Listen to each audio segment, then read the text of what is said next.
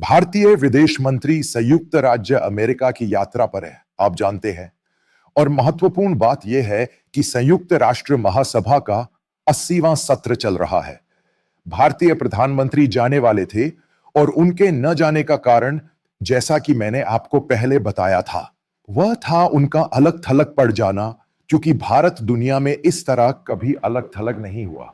हम पिछले 10 या 40 वर्षों में इस तरह अलग थलग नहीं हुए हैं। उस संदर्भ में वह किसी तरह संयुक्त राज्य अमेरिका के साथ समझ बनाने के इरादे से गए थे। उनके भाषण में केवल एक ही नाम है। उस भाषण में भी आप समझते हैं कि जब अमेरिकी राष्ट्रपति का मौका आया तो अमेरिका विश्व स्तर पर भारत के खिलाफ हिल गया। राष्ट्रपति ट्रंप ने यह कहा था कि भारत भारत और चीन है, यानी चीन। पहली बात जो आपको समझने की जरूरत है वह यह है कि वैश्विक स्तर पर सभी देशों की चीन से दूरी है। कई मायनों में ट्रंप ने भारत के खिलाफ और भी बुरी भाषा में बात की है।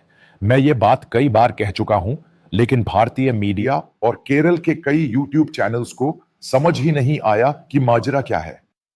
भारत के विदेश मंत्री जयशंकर अमेरिका किस लिए गए थे? असल मकसद तो यही है कि जल्द से जल्द भारतीय प्रधानमंत्री और अमेरिकी राष्ट्रपति से मुलाकात हो।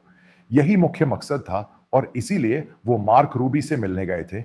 उन्होंने इसे पूरी तरह से त्याग दिया है, यानी हम अमेरिका कोड के बारे में एक मंच लेकर आए हैं। आप इसे पढ़ सकते हैं। नवारो, वे एक रणनीतिक विशेषज्ञ है, एक वकील है, एक वरिष्ठ वकील है। वे एक ऐसे व्यक्ति हैं जिन्होंने इस कोर्स से संबंधित कई किताबें लिखी है और एक भारतीय अमेरिकी रिश्तेदार है।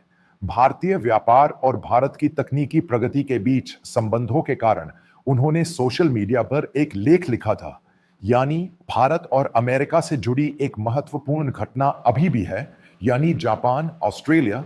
ये कोड महत्वपूर्ण है। इसे चीन का मुकाबला करने के लिए लाया गया है। इसमें कुछ ऐसा है जिसे इन सभी देशों ने सैद्धांतिक रूप से स्वीकार कर लिया है और हस्ताक्षर कर दिए हैं। अगर ये देश किसी भी तरह से तकनीक विकसित करते हैं तो वह सबसे पहले भारत को दी जानी चाहिए। यह इसका एक महत्वपूर्ण बिंदु है। ऐसा कहा जाता है कि ऊपर यह सिस्को भारत को तकनीक दे रहा है, क्योंकि हमारा मोबाइल 5G उनकी तकनीक पर चलता है। यानी अगर 5G से संबंधित कोई मुद्दा है, यानी हमें कोड बनाना है, इसे अपने तरीके से विकसित करना है, इसे बनाना है और इसे लेना है। दूसरा मुद्दा ध्यान से सुनो, यह महत्वपूर्ण मुद्दा यही है। इस संहिता की यह आखिरी बैठक है। इसमें एक समझ बनी है। ये देश, खासकर जापान, अमेरिका और ये 3 देश जिन्होंने भारत को तकनीक दी, खासकर जापान और ऑस्ट्रेलिया, भारत के पास $100 अरब की पहली किस्त परियोजना है। वे भारत की नौसेना को मजबूत करने के लिए अपनी तकनीक दे रहे हैं। यही बात भारतीय प्रधानमंत्री ने जापान जाकर उनसे हाथ मिलाया और करी। फिर मैंने कहा, उन्होंने कहा कि ऐसा नहीं होगा क्योंकि मामला अमेरिका से जुड़ा है। पोलैंड, जापान, अब $66 अरब की बात, मैं इसकी बात नहीं कर रहा। ये इसी वजह से नहीं हो रहा है। ये घटना बेमेल है। कोड भारत अब कोई बड़ी बात नहीं रही, यानी कोड गायब हो गई है। चीन का मुकाबला करने वाली कोड में भारत ने उस कोड को हाईलाइट किया और सचमुच गायब हो गया। यही मोदी की विदेश नीति की भूल थी। यह घटना विफल हो गई, यानी ट्रंप भारत नहीं आ रहे हैं। फिर भारतीय प्रधानमंत्री की यात्रा को कहीं ना कहीं टाल दिया और ट्रंप को दूर धकेल दिया। मार्क रूबी ने कहा कि ऐसा नहीं हो सकता क्योंकि ऐसी स्थिति में भारतीय प्रधानमंत्री चीन चला गया। उन्होंने कहा कि वह जल्दी से चीन गए और उसे गले लगा लिया। तभी मैंने कहा, यह सही नहीं है। चीन हमारा स्वाभाविक साझेदार नहीं है। हमें चीन के साथ रिश्ते की जरूरत है, लेकिन अगर हम इस रास्ते पर चले गए हैं, अमेरिका और दूसरे यूरोपीय देश हमें अकेला नहीं छोड़ेंगे। वह कौन सी घटना है जो ये सब रोक रही है? रूसी कच्चे तेल को भी रोका जा रहा है। हाल ही में इंडियन एक्सप्रेस, इकोनॉमिक टाइम्स और अन्य ने भारत के विदेश व्यापार मंत्री पीयूष गोयल के हवाले से कहा कि अमेरिकी मांग लगभग पूरी तरह से मान ली गई है।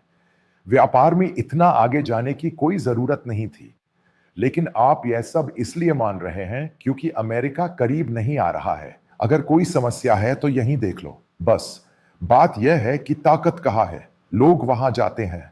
यही महत्वपूर्ण बात है। हमारे मोदी विश्व गुरु समझ नहीं पा रहे हैं। उन्हें समझना चाहिए कि एक मजबूत भारत तभी मजबूत होता है जब वह एक वैश्विक भारत के साथ खड़ा होता रहे। क्या यही नहीं हुआ? जब उस ताकत को वहां किनारे कर दिया गया, वह हमें नहीं चाहता। मैं यही शब्द इस्तेमाल करता हूं। अब सब दुश्मन है। आप उस घटना को जानते हैं जहां चीन ने इतना प्यार दिखाया और चीन को भारत से आने वाले कई सामान, यहां तक कि आयरन ओर भी, कई चीजों में रुचि नहीं दिखा रहे हैं। उन्होंने कई शिपमेंट रद्द करना शुरू कर दिया। चीन को सावधान रहना होगा, क्योंकि तभी चीन अपना मजबूत वैश्विक व्यापार बनाए रख सकता है।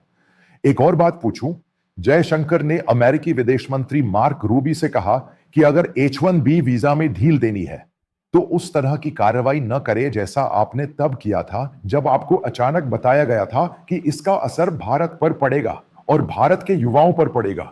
इसे पूरी तरह से खारिज कर दिया गया और कहा गया, चले जाओ। भारत में क्या कहा जा रहा है, भारतीय सोशल मीडिया पर क्या कहा जा रहा है, यहां के यूट्यूबर और यहां का मीडिया क्या कह रहा है, कहानी अलग है। यह अमेरिका में उन लोगों के हाथों से है जिन्हें इस बारे में पता चला है, यानी भारतीय प्रशासन में बैठे लोगों का अमेरिका में स्वागत होता था, लेकिन वो पूरी तरह से गायब हो गया है। तो यह किसकी विफलता है? हमारे प्रधानमंत्री की विफलता? उस मंत्रिमंडल की विफलता? क्या यही घटना नहीं है?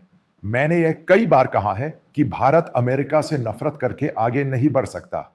उसे जो भी मिलेगा वो किसी भी तरह से उसका समर्थन करेगा। अब अगले दिन पाकिस्तान के प्रधानमंत्री से मिलने जा रहा है।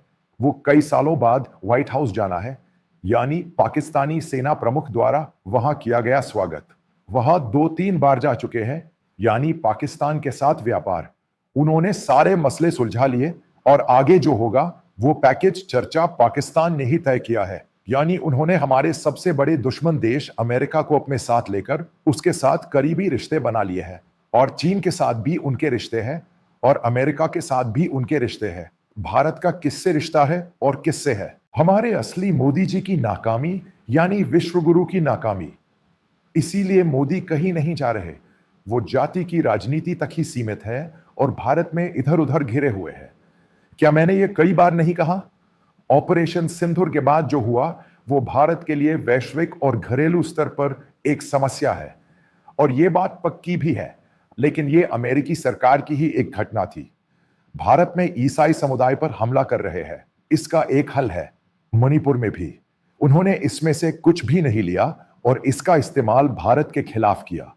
अब वो ये सब भारत के खिलाफ ही करेंगे, यानी वे हर तरह से वैश्विक स्तर पर भारत को निशाना बनाने वाले हैं। हमारे प्रधानमंत्री जिन्होंने इसका रास्ता तैयार किया, यानी समझ लीजिए कि जयशंकर के दौरे का मतलब है खाली हाथ लौटना। यानी खाली हाथ नहीं, बल्कि हमें पूरी तरह से अलग थलग कर दिया गया है। वैश्विक स्तर पर संयुक्त राष्ट्र में ट्रंप का भाषण ही वह तरीका है जिससे दूसरे हमें देखते हैं। वैश्विक मीडिया हमें देखता है। पिछली बार जब भारतीय प्रधानमंत्री ने वहां रहते हुए कोई खास बात कही थी, यूएनजीसी में किसी ने एक शब्द भी बुरा नहीं माना। हमें इस स्थिति में डालने के लिए नरेंद्र मोदी और उनकी टीम के सदस्यों को बहुत बहुत बधाई। आपको वही मिलेगा जो आपने किया, क्योंकि आपने इसे सोशल मीडिया पर फैलाए गए उस झांसे में ले लिया जो आप नहीं चाहते। अंत में रूस आपके साथ है, रूस आपके साथ नहीं है, चीन आपके साथ नहीं है, पाकिस्तान आपके साथ मुख्य दुश्मन है, बांग्लादेश साथ नहीं है, मुख्य दुश्मन नेपाल है, केवल मालदीव है। यह भारत की विदेश नीति की पूरी तरह से विफलता है। यह हर दिन उजागर होता है। इसका अनुभव कौन कर रहा है? हर भारतीय। इसे ही तो कहते हैं यह एक बेहतरीन भारतीय कॉमेडी है। प्रधानमंत्री नरेंद्र मोदी और उनकी टीम को बहुत बहुत बधाई।